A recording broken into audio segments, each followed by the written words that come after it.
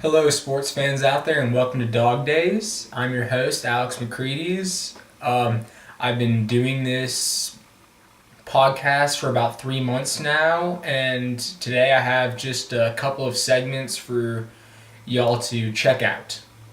So sit back and enjoy.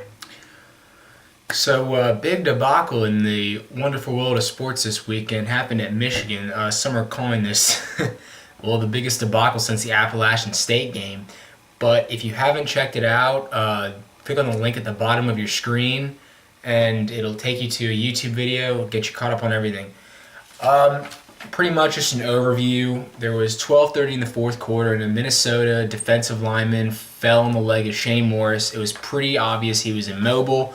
Then 3 plays later, he gets hit in the head, and it looks like it's an obvious concussion. But he stays in for a play and then comes out.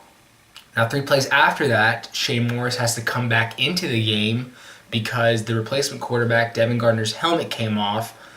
And so he stays in for a play and then comes back out. That's where we stand right now. Couple people you have to point the finger at here. Shane Morris, of course. Come on, buddy. You have to know the limits of your health. I mean, football is not everything. And unfortunately, a lot of these athletes today have that mindset. You have a whole future ahead of you. 99.9% of players who play in college will not play in the NFL. Chances are very slim you will play in the NFL. You have to protect yourself. What if you got another concussion? You could sustain some serious brain damage. I'm not saying you have a concussion. I'm just saying it seemed pretty obvious to the spectator that you might have suffered a possible concussion. My offensive lineman, Ben Braden, number 71. If you look on the film, Shane Morris falls on you, buddy. I mean, whatever happened to the statement, protect your quarterback? You gotta let the training staff know, you gotta let the coach know that you gotta get him out of the game. Alright? Force him down. Okay? Either that or you go down. You gotta protect him in some way or another. The training staff, or let's hang off on the training staff real quick. Let's look at Brady Hoke. I don't know what you're doing in this situation here. When you tell a parent that you want your child to come to their school, or your school, excuse me, you are making one commitment to them, that you will keep them safe and protect the welfare of that child when he is under your watch. And here, you did not do that. And if I was a parent, I would be very freaked out right now. And you know what? This has nothing to do with the fact that you will be known as the coach who lost 3 games before the month of October for the first time in the 133-year history of Michigan football. Nothing to do with the fact of that. This has to do with the fact that you were not observant, you were not being aware of your player's health as a coach. When he goes back into the game, it's 30-7. Michigan, you have 2 timeouts left. There's 10 minutes left. There's less than 10 minutes left in the fourth quarter. Chances of you coming back are very slim. Why is he in there? Just call a timeout. Devin Gardner can go back into the game, and you can protect the health of this child. Instead, he goes back into the game, and I understand you're going to make a handoff, but what happens if something goes wrong? He fumbles the ball, dives on, and someone comes crashing into his helmet. Then what? You are liable for that child. It baffles me. It just really does. And then, kind of comically, my third string backup quarterback here. If you're now taking over the job as the backup quarterback because the original backup quarterback went in the game, shouldn't you have your helmet like right near you and ready to go? Instead, you're fumbling around to find your specific helmet when you very easily just could have grabbed someone sitting next to you. I mean, you're only going to be in there for a play. Does it really matter what helmet you have? And then last but not least, the training staff. Why is this child sitting alone on the bench? Why are you not saying, no, this child should not go back into the game? Why? Where are you? This kid possibly has a minor concussion. And yet, you are nowhere to be found. You should be taking care of this child, and yet there wasn't anyone within a 10-yard radius of him. That's not good. Do your job. Protect the kid.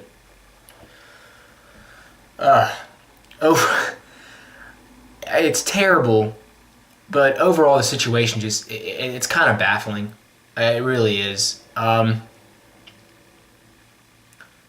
don't know the full extent of what happened, but hopefully they'll figure it out, because to the common spectator, this looks terrible. It really does. It's time for a segment called Georgia on My Mind. In this segment, we're going to take a look at the Georgia football team and give them a grade through 4 weeks of the season. I'm going to give the Dogs a C+ here. Both offensively and defensively, it's been pretty one-sided. Offensively, if the Dogs can't run the ball, there's very little hope for this team. It seems like, let's just take a look at some numbers here. Rushing, 1,201 yards on the ground versus only 649 through the air. The Bulldogs are actually averaging more rush yards per carry than they are pass yards. Hudson Mason's only completing 69% of his passes, which I have to say, I hope so. He's barely throwing the ball down the field. I read that the Dogs rank last in the SEC in yards per pass. Not surprising. The ball's going 5-10 yards down the field. I can't count the number of times that they went to the quick screen in this past game against Tennessee. It was unbelievable. I think Gurley led the team in catches. That's just not going to get it done. Rushing, 15 touchdowns. Passing, only 6. You can't argue with those numbers. To be honest, let's say Gurley, for example. Gurley's the mainstay of this offense. He could have left last year. I hate to say it. Thank God he got injured, because now he's back and running it for the Dogs here. But he has 610 yards on the ground so far, 6 TDs. He's averaging 8.8 yards a carry, which leads all running backs in the SEC. And I don't want to speculate, but when Herschel won his Heisman Trophy in 1982, through 4 games, he only had 512 rushing yards and 3 TDs. Gurley's almost doubling the TDs right now. Not to mention, he's also had 1 touchdown on a kickoff return. This guy is in full beast mode, you want to say right now. Hopefully he can keep it up, and stay healthy, and stays out of trouble. But I see him as a front runner for the Heisman, and honestly, if the Dogs do anything this season, it's going to be on the back of that guy. He's carrying the team right now. He has half the rushing yards for the team. I can't see where the Dogs would be without him. Defensively, bringing in Jeremy Pruitt over the offseason, smart move by head coach Mark Richt. Not playing bad. Their opponents are averaging 107 yards on the ground, 231 through the air.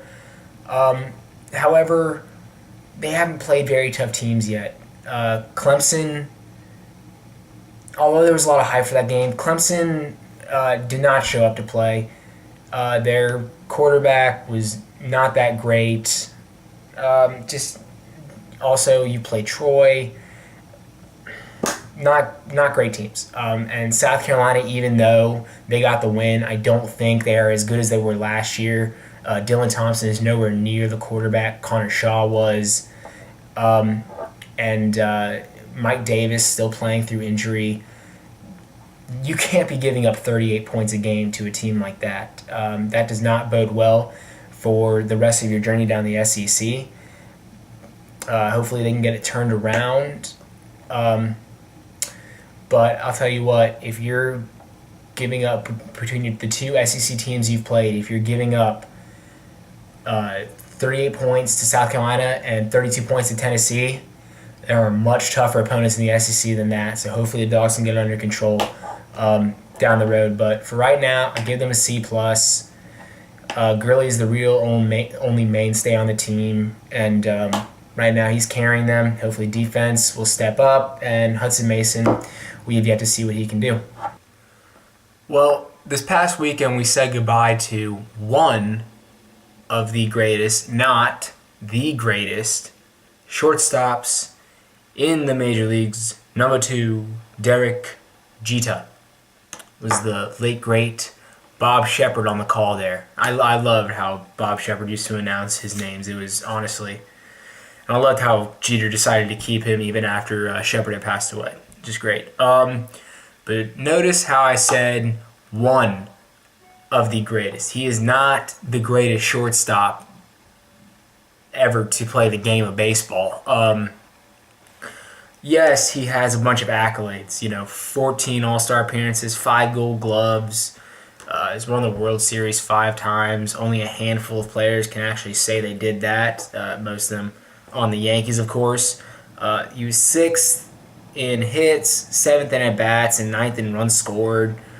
Only 5 other players can rank in the top 10 of 3 categories like that.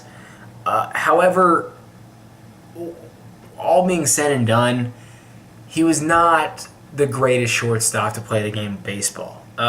Just to give you an example here, his wins above replacement, which is pretty much saying you contributed this number of wins to your team. Lifetime, his was only 71.8. So through his 20 seasons of baseball, he contributed 71.8 of the Yankees' wins, while the Wizard of Oz, Ozzie Smith, accounted for 76.5. Now, I know it doesn't seem like a difference, but it is when you look at their defensive WAR.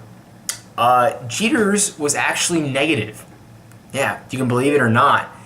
Jeter cost his team 9 wins over his over his 20-year career.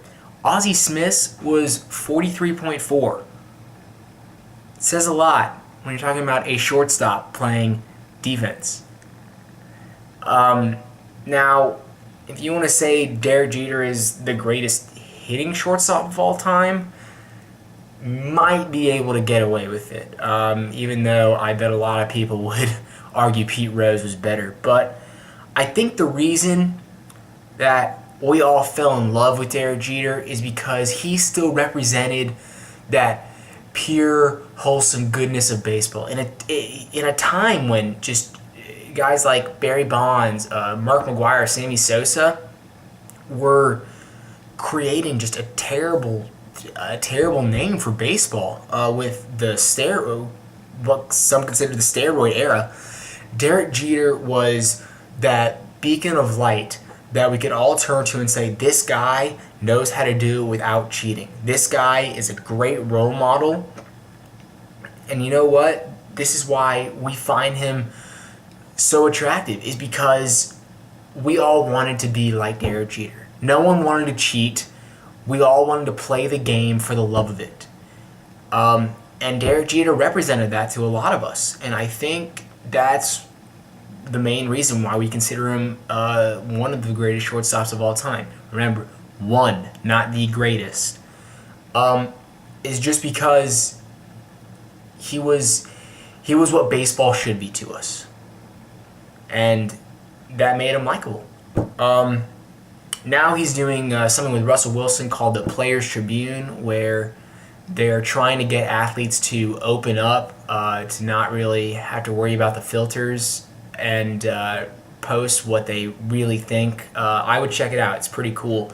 But just another reason why I think we just love Derek Jeter. He's that good role model.